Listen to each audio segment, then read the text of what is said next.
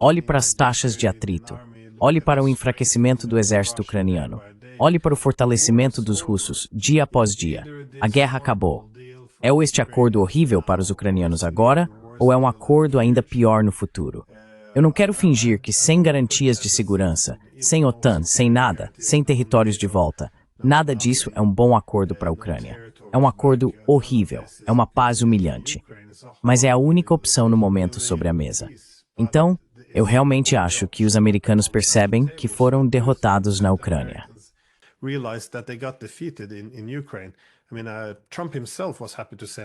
Quero dizer, o próprio Trump estava feliz em enviar javelins e escalar o conflito durante sua primeira administração. Então não vejo nenhum problema de princípio em não confrontar uma grande potência. Portanto, acho que esse é um argumento razoável de que os americanos simplesmente, você sabe, a máquina de guerra foi à falência. Eles perderam esta. Então o que você faz? Os europeus, eles não querem fazer nenhuma correção de curso. Eles apenas querem continuar, mesmo depois de ter sido perdido. Mesmo que isso leve a par.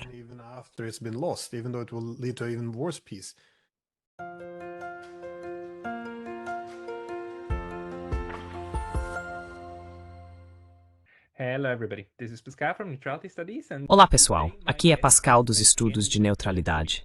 E hoje, meu convidado é novamente meu amigo e colega, professor Glenn Giesen, que é professor na Universidade do Sudeste da Noruega. Queremos discutir hoje a tumultuada última semana, quando vimos várias visitas de Estado nos Estados Unidos, primeiro da França, o Sr. Macron, depois do Sr. Starmer, do Reino Unido, e finalmente a grande discussão entre o Sr. Zelensky e o Sr. Trump na sexta-feira e as coisas que aconteceram desde então. Glenn, bem-vindo de volta ao canal. Obrigado, é bom estar de volta com você. Eu realmente quero ouvir sua opinião sobre as coisas, e também no contexto dos seus próprios vídeos que você fez nos últimos dias e semanas, porque você teve muitos convidados muito importantes no seu programa. Você também está trabalhando com o Duran. Você consegue entender toda a diplomacia que acabamos de ver se desenrolar e colapsar nos últimos, digamos, 7 a 10 dias?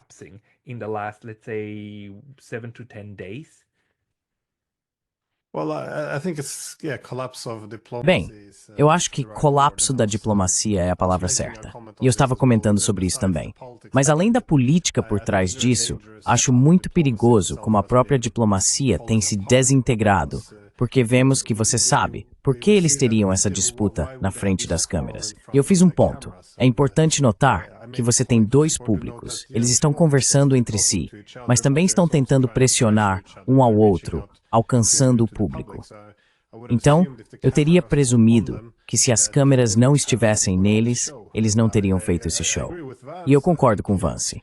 Acho que Zelensky, você sabe, não estava se comportando de forma apropriada, mas ao mesmo tempo, a maneira como eles estavam abordando Zelensky também.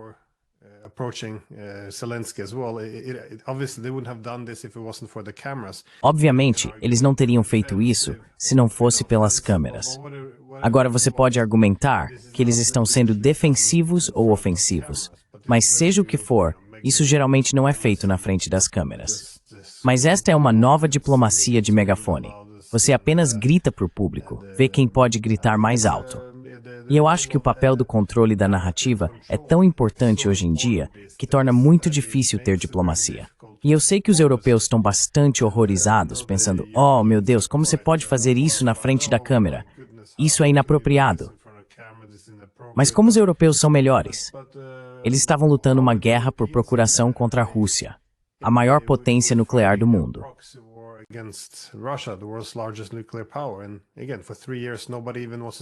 E novamente, por 3 anos, ninguém sequer quer se sentar com a Rússia. Os argumentos que frequentemente recebemos são, bem, não queremos legitimar Putin. Não queremos, você sabe. E então tudo é sobre como você está retratando isso. Como temos que retratar para o público que está isolado. Temos que fazer isso. Então tudo é sobre sim, enviar uma mensagem, e você sempre tem que garantir que o público receba a mensagem que deseja.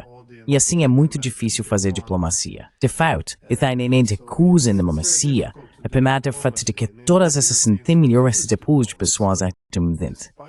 E realmente o ponto.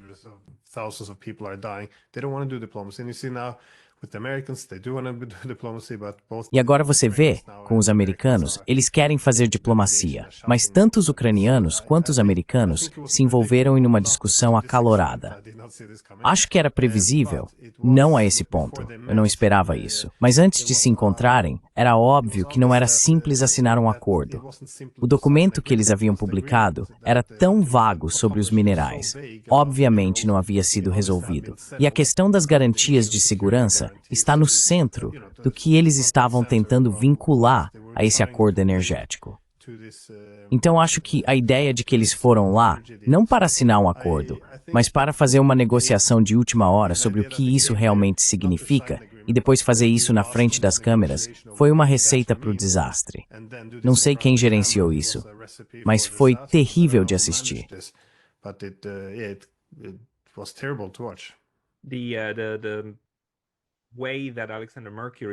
A maneira como Alexander Mercouris também explica é que aparentemente era o trabalho, ou ele interpreta como tendo sido o trabalho, do Sr. Macron na segunda-feira e depois de Starmer na quinta-feira, de meio que extrair essas concessões de salvaguarda de Donald Trump, porque aparentemente era isso que os europeus queriam. Que os Estados Unidos se comprometessem militarmente a ajudar os europeus, caso eles tivessem problemas, se realmente começassem a enviar tropas para a Ucrânia. E isso foi o que falhou, e que o Sr. Zelensky ainda queria voltar a esse ponto, algo que os americanos simplesmente não estavam dispostos a aceitar. Por outro lado, esse acordo mineral, ou era mais do que minerais, certo?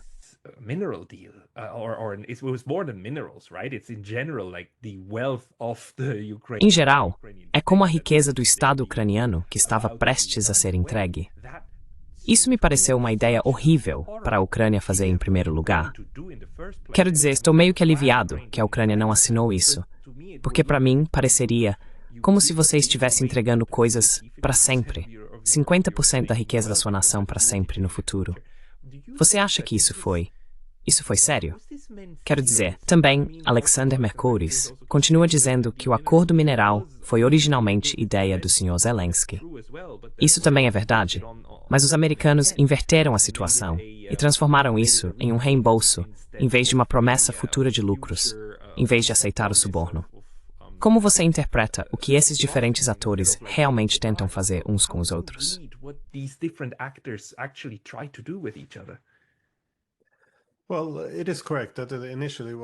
Bem, é correto que inicialmente foi Zelensky quem abordou os americanos com essa proposta.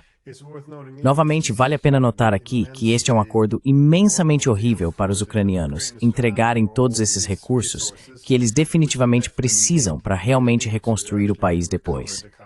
Mas a Ucrânia está em uma posição muito desesperadora.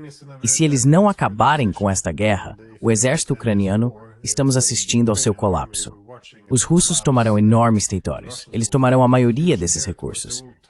De fato, os russos já têm a maioria desses recursos. Então, se eles não fizerem nada, acabará muito sob o controle da Rússia.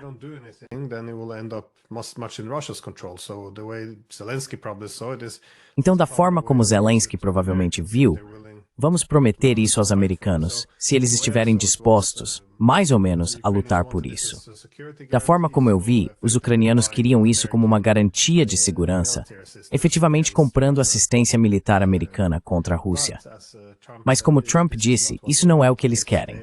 Eles argumentam que se apenas ajudarmos a extrair esses minerais de terras raras, isso seria suficiente para dissuadir os russos, porque eles não quereriam atacar os interesses americanos e tudo mais. Então, isso será suficiente. E obviamente, como Trump disse, nós temos todas as cartas na mão. E isso é verdade.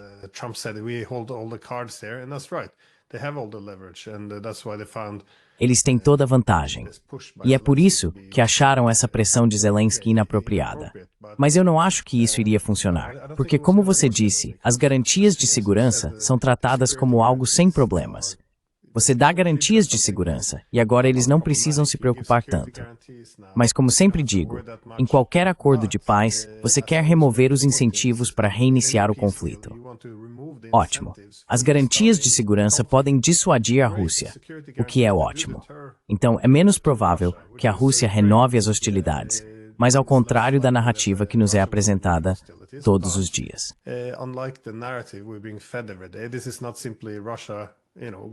Isso não é simplesmente a Rússia tentando conquistar territórios. Existem mais lados neste conflito.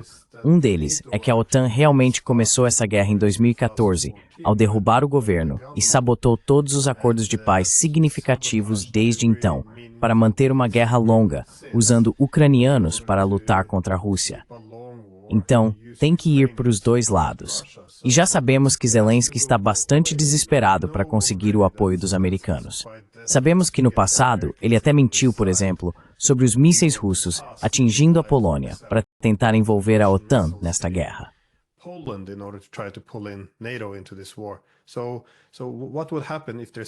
Então, o que aconteceria se houvesse uma garantia de segurança? Isso daria tanto incentivo a Zelensky para romper isso e reiniciar conflitos se ele souber que pode trazer os americanos para o seu lado para reconquistar os territórios que perderam. Então eu acho que, sim, Trump disse que ele está brincando com a Terceira Guerra Mundial. Isso não é o que você quer fazer. E então sim, o acordo eu acho nunca iria realmente funcionar. Mas eu acho que a ideia de Zelensky era, você sabe, descartar todas as conversas sobre diplomacia, todas as conversas sobre negociações, e acreditar na ideia de que a Rússia é esse estado terrorista que nunca vai parar de atacar, sempre vai querer matar por prazer. E isso tem que ser parado. E é por isso que eles precisam de garantias de segurança. E é assim que estamos incorporando isso nesse acordo de terras raras.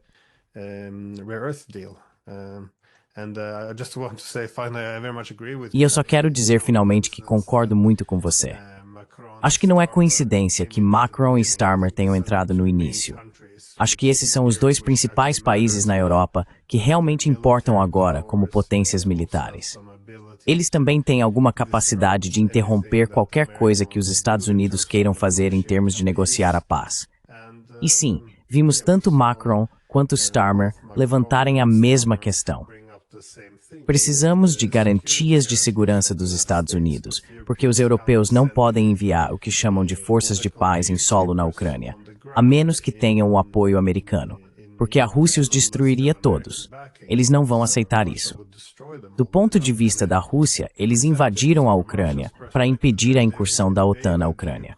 Então, se você tem forças de paz europeias, ainda são os mesmos países da OTAN.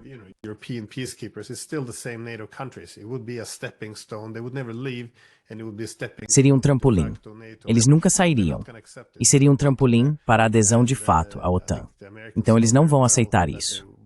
Eles não os querem lá. E acho que os americanos sabem muito bem que eles não vão aceitar. Então, por que os americanos, eles não podem aceitar dar garantias de segurança? Então, esse foi o principal conflito, eu acho.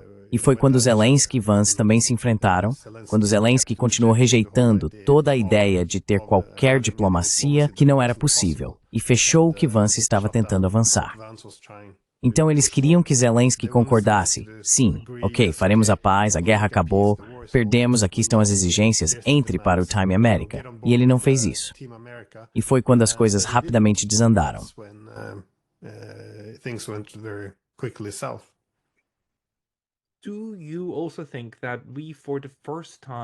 Você também acha que pela primeira vez, agora temos um choque de narrativas realmente no nível mais alto? Porque a narrativa que temos ouvido dos Estados e da Europa, com talvez a exceção da Hungria, e então talvez com a exceção da Eslováquia, após o Sr. Vito se tornar presidente lá, era de que esta é uma agressão não provocada. E a única maneira de acabar é uma guerra justa. E uma guerra justa precisa ser a fórmula de paz do Sr. Zelensky. Essa tem sido, por 3 anos, a narrativa que ouvimos. E o Sr. Trump e o Sr. Vance, obviamente, não concordam, não compram isso.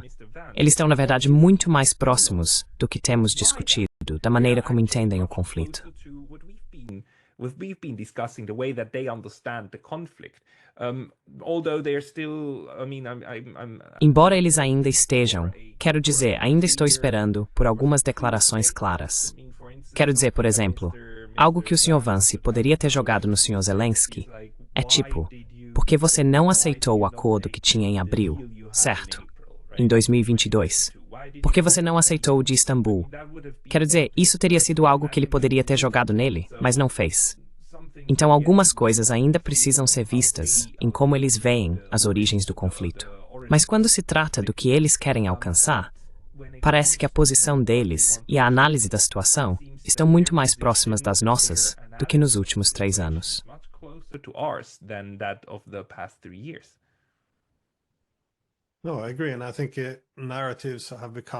Não, eu concordo. E acho que as narrativas se tornaram uma parte enorme da política, especialmente agora na política de grandes potências.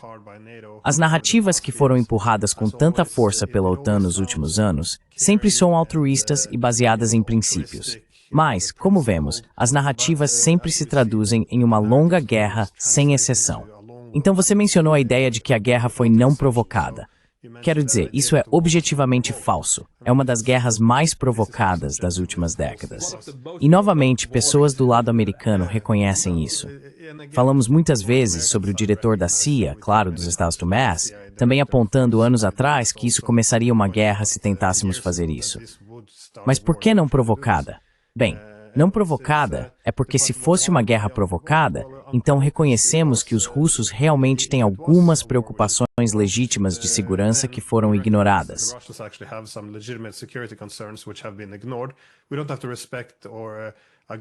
Não precisamos respeitar ou reconhecer a legitimidade de como eles responderam em termos da invasão. Mas se foi provocado, então há pelo menos 2 lados na história. E então é importante sentar e negociar. Pelo bem da paz, podemos encontrar um meio termo. No entanto, se você diz que não foi provocado, o que isso implica? Bem, é apenas que a Rússia agiu no vácuo. É militarmente oportunista.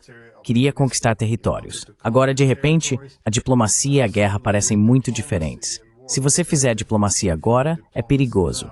Está encorajando-o a tomar mais territórios no futuro. Sabe, ditadores ao redor do mundo estão observando isso. E assim a diplomacia é apaziguamento. A única maneira de ter paz agora é derrotar a Rússia no campo de batalha.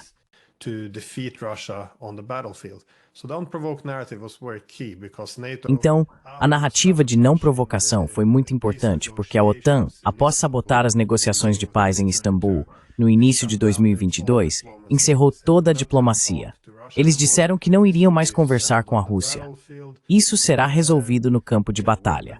Você sabe, as armas são o caminho para a paz. Se a Rússia estiver na sala na reunião da OSCE, os europeus se levantarão e sairão da sala. Então agora a diplomacia é algo imoral, o que também explica por que a analogia com Hitler é tão esmagadoramente popular. Por que eles sempre falam sobre Hitler? Por que vivemos perpetuamente nos anos 1930? Bem, porque é o mesmo com Hitler. Quando você está enfrentando o mal, não pode haver diplomacia, não pode haver compromisso, e a paz acontece simplesmente derrotando o adversário.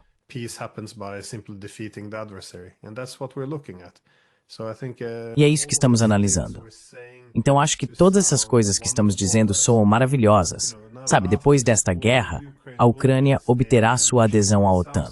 Parece que somos muito empáticos com a Ucrânia, mas não somos. O que estamos dizendo aos russos é que qualquer território que você não conquistar, a OTAN obterá esse território após a guerra. Então a cidade histórica de Odessa, estrategicamente na costa do Mar Negro, pode ser usada para confrontar a Rússia. Se você não a tomar, nós a tomaremos. É isso que estamos dizendo aos russos. É impossível parar a guerra. O que exatamente a Rússia pode fazer agora? Dissemos aos russos, ou vocês capitulam e a OTAN entra na Ucrânia, ou vocês lutarão até o fim, o que implica matar centenas de milhares de soldados ucranianos.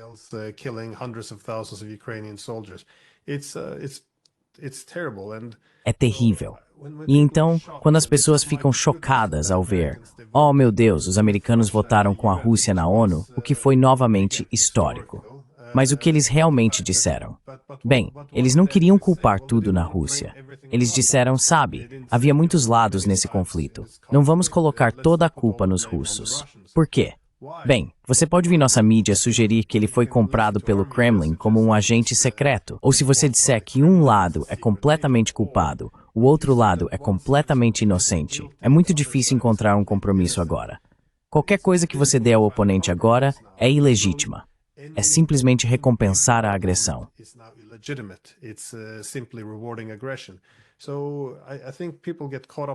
Acho que as pessoas se envolvem nessas narrativas. E é bom que alguém esteja furando essas narrativas, porque são falsas, muitas delas. Mas como vemos nas narrativas, elas muitas vezes se tornam imunes aos fatos. Podemos apresentar qualquer fato, e o que eles dizem? Bem, é isso que os russos estão dizendo. Então, por que você está repetindo narrativas russas e não as nossas? Você escolheu o lado errado. E eles sempre atacam a pessoa. Já vi isso 1 milhão de vezes. Sempre que as pessoas aparecem e apresentam alguns fatos que vão contra a narrativa, elas sempre atacam a pessoa. Todo mundo está carregando água para Putin, ou algo assim. Todo mundo está traindo os ucranianos. E temos os slogans também. Diz apoio à Ucrânia.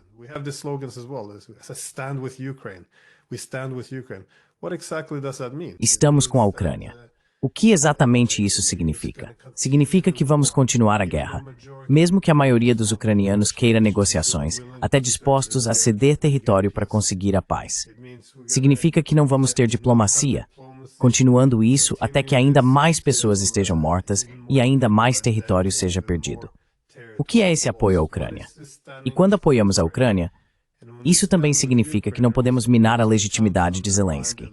Então, quando pessoas são sequestradas por todo o país, homens são retirados das ruas, enviados para a linha de frente para morrer, todos esses maridos e filhos, contra os quais as mulheres estão protestando. Não devemos relatar isso, porque mina a legitimidade.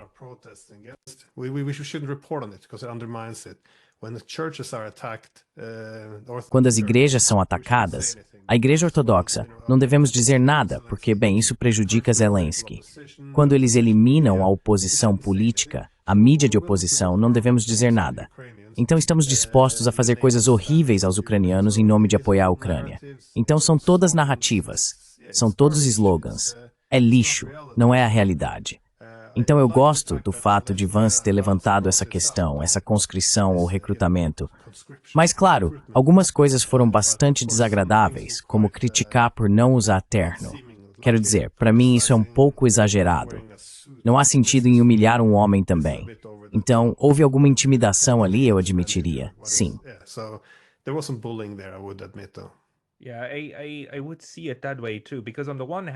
Sim, eu também veria dessa forma, porque, por um lado, não sou de forma alguma fã do Sr. Zelensky. Mas se você pensar na posição dele, estando na Casa Branca, no Salão Oval, com as câmeras ligadas, e realmente tendo que defender a posição ucraniana, quero dizer, independentemente do que você pense sobre a posição ucraniana, ele é o homem pago para fazer isso, certo? Então eu entendo uma certa parte disso, embora ele claramente devesse ter mantido a calma. Mas o que também me pergunto é, por que isso está acontecendo de forma tão pública? E como você disse, a diplomacia geralmente funciona de maneira diferente. Então, o que estamos testemunhando? Será que isso é talvez uma cortina de fumaça para outra coisa? Porque a palavra nesses círculos é que é possível que os americanos e os russos estejam realmente negociando em uma pista diferente também, sobre a qual ninguém está sendo informado.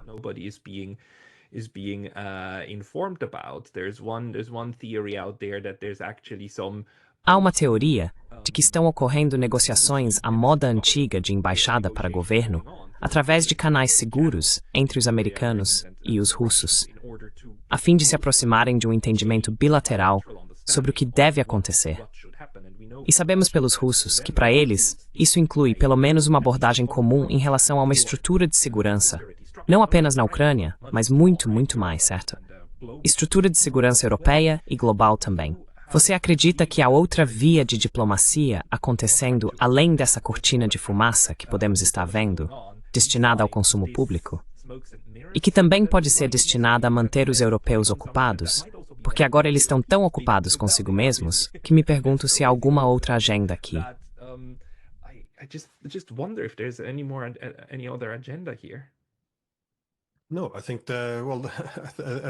Não, eu acho bem. Eu quase considero isso garantido agora. Novamente, o próprio Trump disse que esse acordo precisa ser feito rapidamente ou pode não ser feito de forma alguma. E novamente, o que ele faz com Starmer e Macron, ele conversa com eles, tenta fazê-los sair com um sorriso no rosto, mas não estão recebendo nada. Então, você sabe, quando Hegseth disse que não haverá expansão da OTAN, a Ucrânia não vai recuperar todos os seus territórios, e não haverá garantias de segurança dos Estados Unidos. Eles dizem isso porque entendem a posição russa. Eles também entendem que isso é necessário para a paz.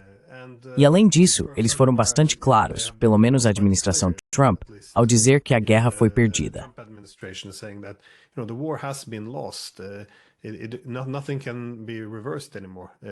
Nada pode ser revertido mais.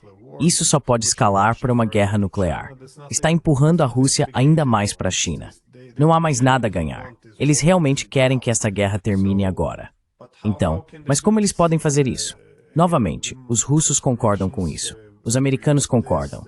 Os chineses. A maior parte do mundo pode concordar com isso, exceto os europeus e Zelensky. E eles dizem, Zelensky, porque se houvesse um líder diferente, como Arestovich ou algo assim, eles poderiam conseguir um acordo. Porque a maioria dos ucranianos quer isso. É Zelensky. Então, qual é o instrumento que eles podem usar contra Zelensky?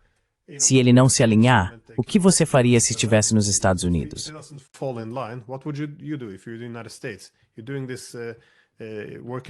Você está fazendo isso, trabalhando nos bastidores com os russos, tentando chegar a um acordo bilateral, porque, para ser honesto, são apenas os americanos e os russos que importam. Os americanos dominam a OTAN.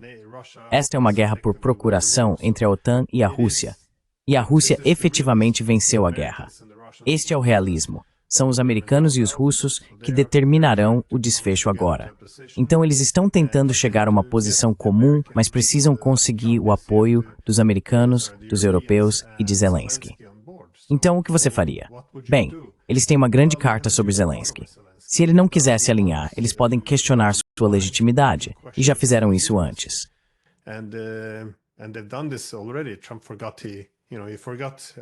Trump aparentemente esqueceu que chamou Zelensky de ditador. Eu não acredito nisso nem por um segundo. Ele esqueceu. Mas você sabe, e isso é o que Vance também disse, olha o que você fez ao seu próprio país. Eles estão questionando toda a sua legitimidade. E agora também Zelensky, quando volta para a Ucrânia, se vê como o líder que os americanos agora desprezam. Eles não gostam dele. Eles questionam sua legitimidade. Então agora, de repente, ele pode ser removido muito rapidamente. De fato, se você está no exército ucraniano, acha que ele é a melhor pessoa para trazer paz ao seu país, quando seu principal apoiador nos últimos 3 anos, os Estados Unidos, obviamente não o suporta.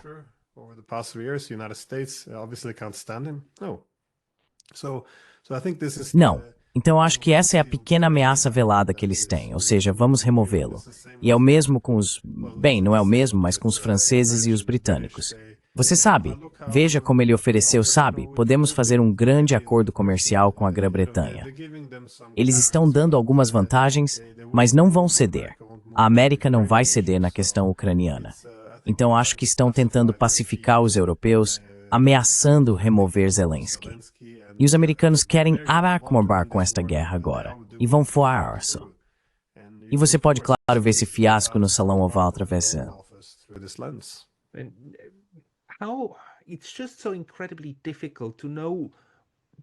É incrivelmente difícil saber hoje em dia o que realmente significa alguma coisa. Porque, por um lado, a Ucrânia assinou todos esses acordos de segurança com vários estados europeus, certo? E houve por muito tempo essa posição da Ucrânia e dos europeus de que, você não pode ter eleições presidenciais na Ucrânia. É impossível enquanto a guerra estiver acontecendo e a lei marcial estiver em vigor. É impossível. E agora, depois do que aconteceu na sexta-feira, muitos meios de comunicação europeus estão discutindo, talvez o Sr. Zelensky precise ser trocado, certo? Talvez precise haver outra pessoa. Então parece que agora a ideia está no ar de que, talvez ele possa ser trocado afinal. E talvez você nem precise de uma eleição direta para isso. Isso é tão bizarro vindo dessas pessoas. Então, no que eles realmente acreditam nesses construtos narrativos que criam? Porque eles quebram suas próprias regras que eles mesmos fazem constantemente à medida que avançam.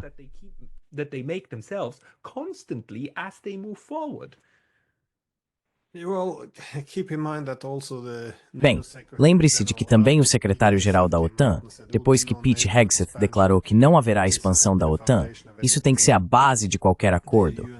O secretário-geral da OTAN, Jens Stoltenberg, veio a público e disse, bem, nós nunca realmente prometemos a adesão à OTAN como parte de um acordo de paz. Mas, pelo amor de Deus, eles têm dito, você sabe, a ponte para a adesão à OTAN é forte. Está bem iluminada. É para onde estamos indo. É inegociável. Toda essa bobagem. E agora, é claro, a realidade entra em cena e a narrativa muda. Mas isso também é o poder de Trump. Quero dizer, para a maioria das pessoas, tudo o que vem é um comportamento muito barulhento, arrogante, um pouco agressivo.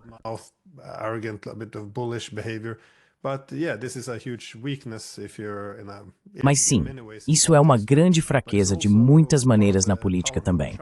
Mas também faz parte do poder de Trump.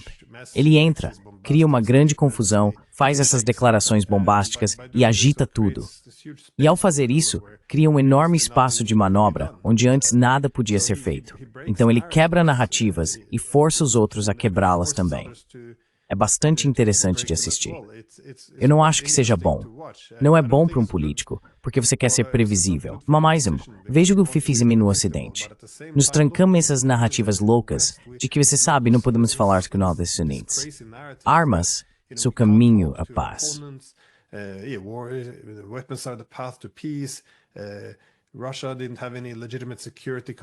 A Rússia não tinha preocupações legítimas de segurança. Foi não provocado. Eles querem restaurar a União Soviética.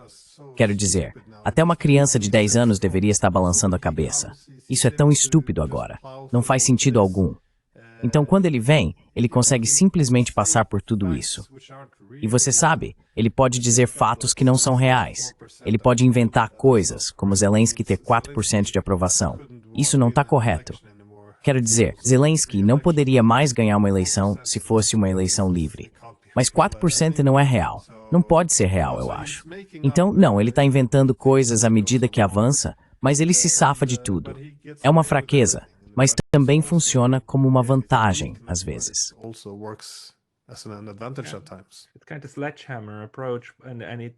É uma abordagem meio de marreta, e ele conseguiu, de fato, criar completamente um novo espaço para negociação. Não há dúvida sobre isso. Mas a única coisa que me frustra tanto com os europeus é que, novamente, eles não seguem sua própria lógica.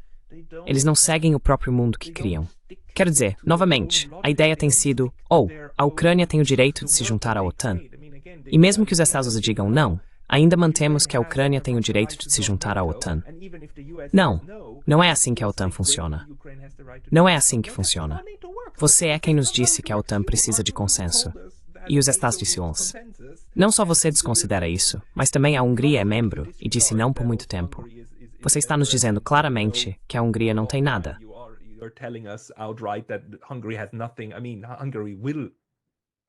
Quero dizer, a Hungria vai acompanhar. Mas agora você também está nos dizendo que vai enrolar os Estados Unidos quando não é assim que deveria funcionar, certo? Que tipo de estupidez é essa, então? Enquanto ainda corre o risco de convidar a guerra para toda a Europa. A ideia toda, o que os britânicos e os franceses querem agora, são garantias de que se enviarmos pessoas, então os americanos virão e nos resgatarão.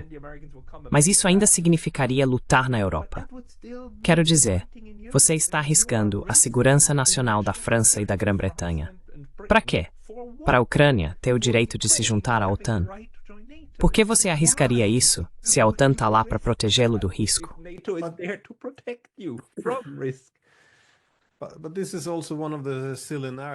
Mas essa é também uma das narrativas bobas que eles inventam.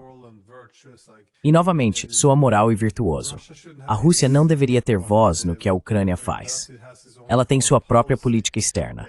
Pode se juntar à OTAN se quiser. E isso soa muito razoável. Novamente, a Ucrânia é um país independente. Deveria ter permissão para escolher sua própria política externa. Se não for permitido, sugere que a Rússia ainda tem algum controle imperial sobre a Ucrânia. Então, parece tão sensato, mas não há nada sensato nisso. Ou seja, nunca antes na história, alguém sugeriu que de alguma forma a receita para a paz e estabilidade é simplesmente um bloco militar se expandir até outra grande potência e ignorar seus interesses de segurança.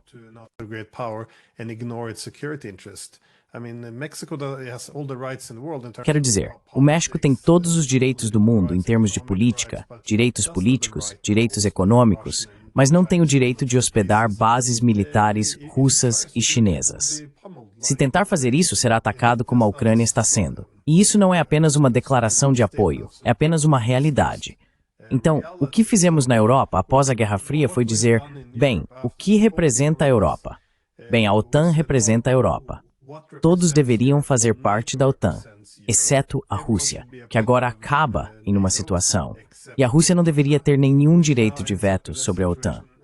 Então agora estamos em uma situação onde o maior Estado da Europa é o único que não deveria ter voz na Europa.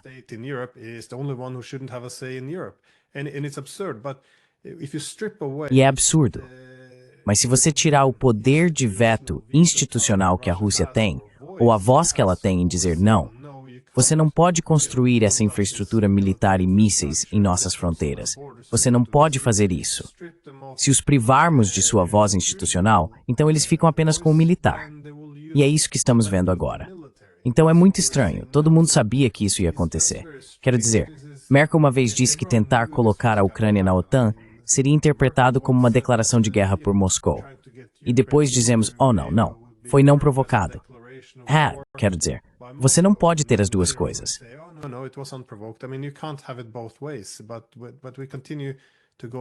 Mas continuamos entrando nessas narrativas muito estranhas. Este é o problema, e acho que isso também é um problema único para a Europa. Escrevi um artigo há alguns meses sobre como a nova classe política da Europa começou a rejeitar a realidade. Está no meu Substack. Fiz este ponto de que para os europeus, como você faz todos esses países chegarem a um consenso e terem uma posição comum? É muito estranho.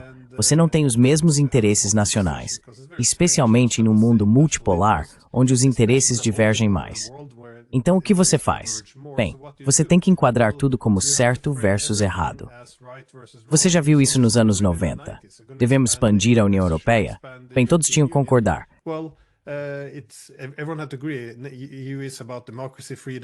A UE é sobre democracia, liberdade, é um projeto de paz. Então, se você é contra, você odeia democracia e paz, basicamente.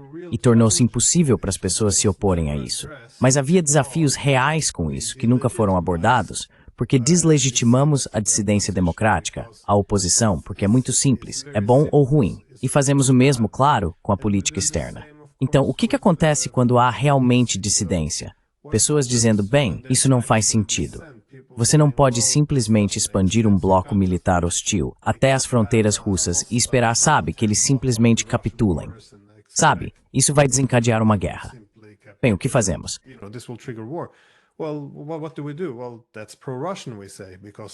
Bem, isso é pró-Rússia, dizemos, porque isso é ilegítimo. Em outras palavras, você sabe quando a Hungria aparece, eles dizem, vamos começar a negociar, tentar criar um espaço para diplomacia entre a Ucrânia e a Rússia. Bem, você é um putinista. Você sabe, Benfiso diz o mesmo. Bem, você também é um putinista. Você tem na Romênia Georgescu que vence também em uma plataforma de paz. Bem, ele é de extrema direita e também um pouco putinista. Então agora, você sabe, podemos anular as eleições. Podemos vê-lo ser detido pela polícia. Trump também. Ele quer acabar com esta guerra. Ele apresenta um argumento claro de por que você sabe, não pode mais ser vencida. Não temos armas. Os ucranianos não têm mais mão de obra.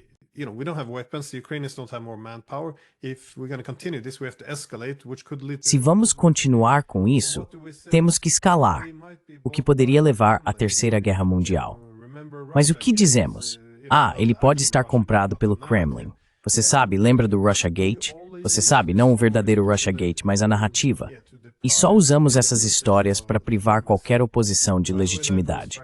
A propósito, isso vale para acadêmicos e jornalistas também. Tente defender a paz agora na Europa e veja o que acontecerá com você. Veja as palavras que vão associar a você. Nunca discutiremos o mérito do argumento. Eles só vão atrás da pessoa.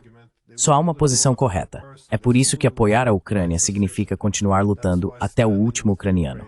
É absurdo, mas nos colocamos nessas situações, e é aqui que estamos. We paint ourselves into these corners, and this is where we are. Last question, maybe. There is another very intelligent argument. Talvez a última pergunta.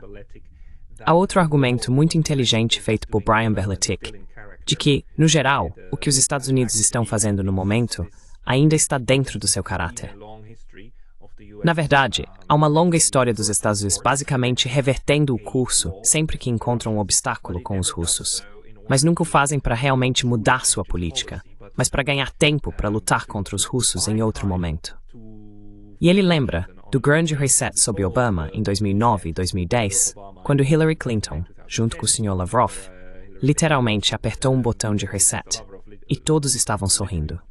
Pressed a reset button and they were all smiles, and then the escalation. E então, a escalada ainda continuou.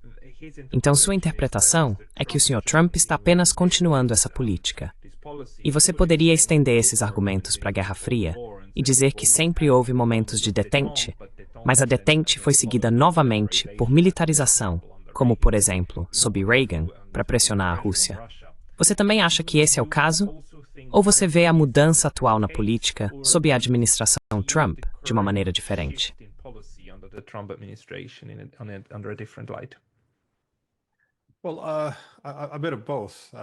Bem, um pouco de ambos. Na verdade, eu conversei com Brian Berletic sobre a mesma coisa. E a verdadeira questão é, os americanos estão se aproximando dos russos agora, propondo uma paz permanente ou um cessar-fogo temporário. Isso está na Guerra Fria entre os dois. E eu acho que é um bom argumento que, bem, novamente, o que mais Trump vai fazer? Continuamos retratando isso como simplesmente ele entregando à Rússia exatamente o que eles querem, sem receber nada em troca. Mas nós perdemos a guerra. Olhe para as taxas de atrito.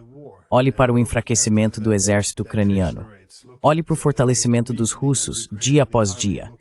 A guerra acabou. É este acordo horrível para os ucranianos agora, ou é um acordo ainda pior no futuro? Eu não quero fingir como se não houvesse garantias de segurança, sem OTAN, sem nada, sem territórios de volta. Nada disso é um bom acordo para a Ucrânia.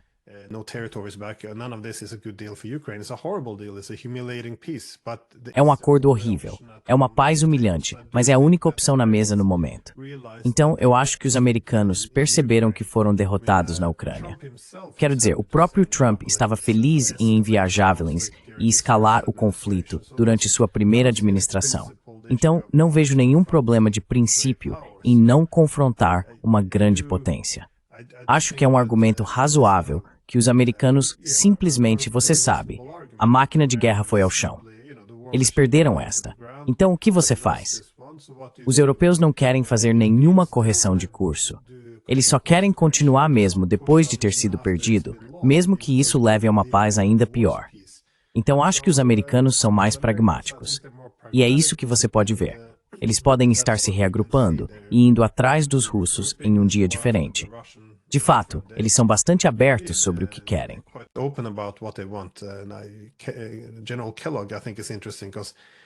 O General Kellogg, eu acho, é interessante porque ele costumava pressionar muito. Você sabe, olhe, estamos usando os ucranianos para matar russos. E estamos eliminando esse grande rival de poder das fileiras das grandes potências. E agora podemos nos concentrar na China. Ele disse, isso é o auge do profissionalismo. Sim, e na verdade eu publiquei um vídeo onde ele disse isso, e ele me enviou uma mensagem no Twitter dizendo, bem, isso é quase de Sun Tzu, então ele está muito feliz com isso. Mas de qualquer forma, ele segue em frente. E agora, é claro, ele faz parte da equipe do Trump, e agora ele está dizendo, bem, é importante desalojar os russos dos iranianos, dos chineses, dos norte-coreanos. Então vamos, você sabe, nós os juntamos, eles nos derrotaram, agora temos que nos aproximar dos russos, tentar separá-los dos chineses.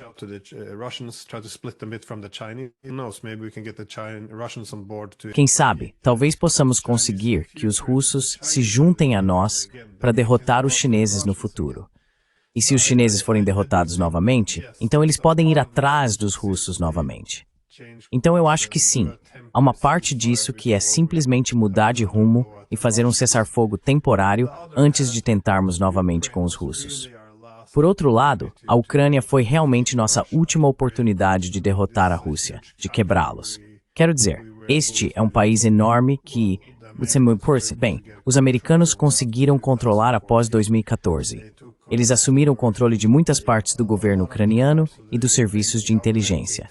Eles têm administrado isso como uma colônia, de acordo com o ex-procurador-geral Viktor Shokin.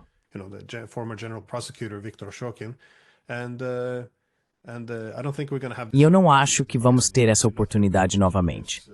Você não vai poder usar a Geórgia ou a Moldávia como um proxy. Podemos tentar novamente derrubar o governo na Bielorrússia, criar mais alguns problemas. Mas a Ucrânia foi realmente o grande instrumento, o grande martelo que poderíamos usar contra a Rússia. E se isso for perdido, sim, podemos ter um problema. Então, eu realmente acho que, por um lado, pode ser um cessar-fogo temporário. Por outro lado, acho que eles reconhecem que o mundo mudou dramaticamente. Ou seja, a distribuição de poder. Não é bipolar durante a Guerra Fria. Não é unipolar após a Guerra Fria.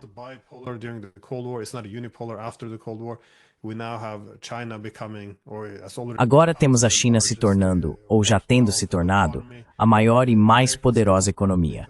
Os americanos não conseguem mais competir adequadamente. Então, se este é o maior poder, é preciso repensar toda a relação na Europa.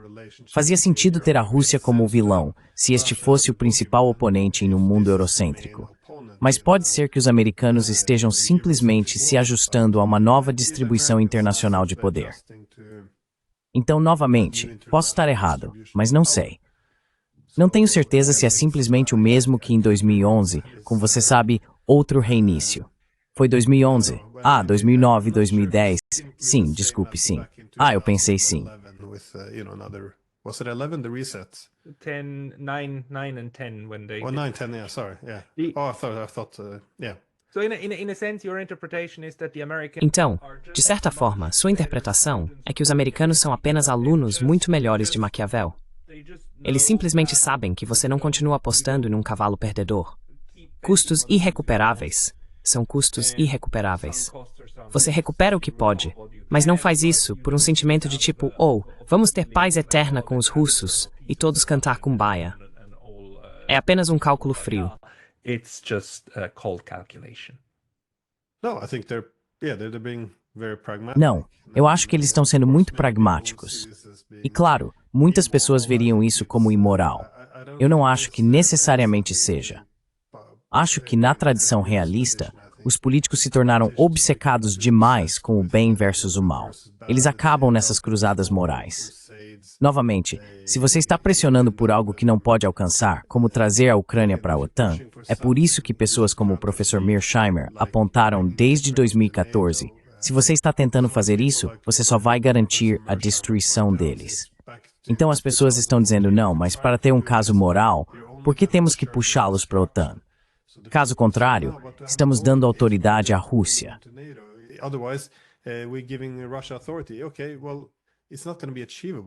Bem, isso não será alcançável. Os russos destruirão o país se você tentar fazer isso. E ele provou estar certo. Mas ainda assim, as pessoas que vêm com as reivindicações morais continuam a resistir. Mas tínhamos a moralidade do nosso lado. Podemos não ter estado certos. E se você não está certo, não é mais moral, porque agora suas políticas levam a uma destruição horrível. E acho que esse também é um ponto de Walter Lippmann. Ele argumentou que quando você enquadra a propaganda, quando você enquadra tudo bom contra o mal, é maravilhoso se você quiser mobilizar o público para a guerra.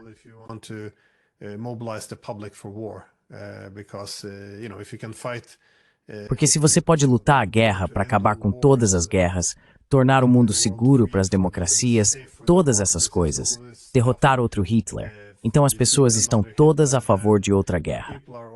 Mas se era hora de fazer a paz, é muito perigoso. E é por isso que os europeus se enredaram. Eles continuaram dizendo a si mesmos que a Rússia quer restaurar a União Soviética, que eles são Hitler. Todas essas bobagens. E agora, como você pode ter diplomacia com Hitler? Como você pode ficar parado e deixá-los criar? Sabe, eles vão atacar a Polônia e todas essas coisas ridículas. Então eles se trancaram, de modo que não podem mais fazer a paz. O caminho para o inferno é pavimentado com boas intenções. E o caminho para a Ucrânia é pavimentado com... Não é revestido. Qual é a palavra que estou procurando? Pavimentado. Pavimentado. Isso é Napoleão? Sigo me lembrar. O caminho para o inferno está pavimentado com boas intenções. E o caminho para a Ucrânia está pavimentado com doces promessas de paz justa e felicidade eterna na OTAN. Glenn, muito obrigado pela atualização. Acho que isso foi muito valioso. As pessoas deveriam ir e ler você no seu Substack e no seu canal do YouTube, correto?